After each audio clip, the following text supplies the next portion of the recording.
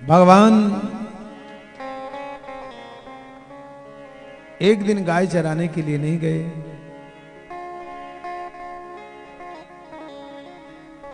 और अपने मित्रों के साथ में भगवान गेंद खेलने के लिए यमुना के किनारे गए।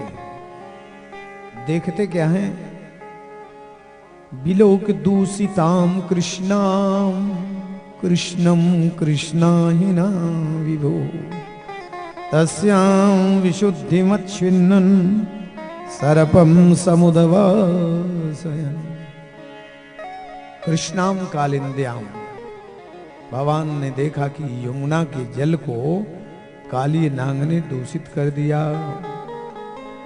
विशुद्ध करने के लिए भगवान गेंद को उछाल दिया, गेंद चली गई काली कुंड में। मित्रों ने कहा कन्हैया हमें हमारी गेंद चाहिए।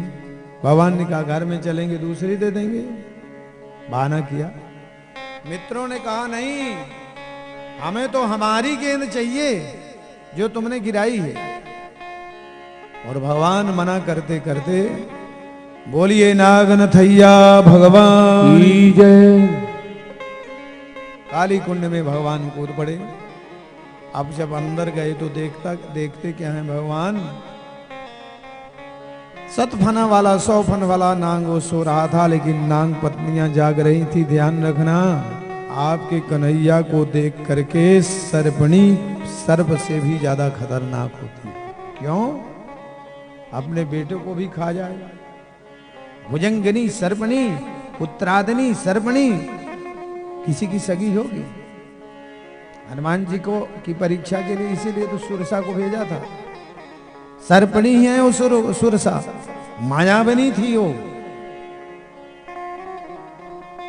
आपके भगवान को देख करके भुजंगिनी को सर्पणी को दया आ गई, और वो सर्पणी कहने लगी कि चले जाओ, हमारे वीर कहां फंस गए थे, मेरे पति जगे, चाहती तो वो भी कुछ करती, लेकिन आपके भगवान तो कालों के महाकाल, सबको ठीक करने वाले। पति को इस भगवान ने स्वयं छेड़ दिया तो जग गए, जगे तो शास्त्र वो पूरा शरीर में भगवान के लिपट गए।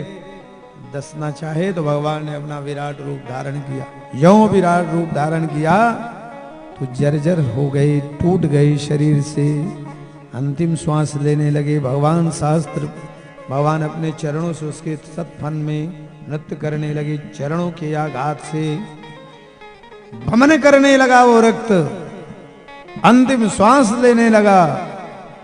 नाग पत्नियों ने निवेदन किया, प्रभु हमारे सुहाग की रक्षा कीजिए। मय्यम विभोर्हति भवान गदिति मृशंसम संत्यज्य सर्व विषयां तव पादमूलम भक्ता भजस्य दुर्वग्रहमात जत्वां देवो यथादि पुरुषो भजते मुमुक्षुम्। नाग पत्नियों की प्रार्थना पर भगवान कहने लगे, नागराज ने भी प्रार्थना किया तो भगवान ने कहा, हे नागराज तुम इस यमुना को छोड़ करके कहीं अलग चले जाओ, हम तुमको छोड़ देते हैं। तो काली नाग कहता है, नाथ चला तो जाऊं, लेकिन मुझे गरुड़ जी खा जाएंगे। तो भगवान पता है क्या कहते हैं? भगवान कहते, मूर्ख तुमको ज्ञान नहीं, जिसके मस्तक में या जिसका मस्तक भगवान के चरणों में समर्पित हो जाए, बाल बाका करने वाला कोई नहीं।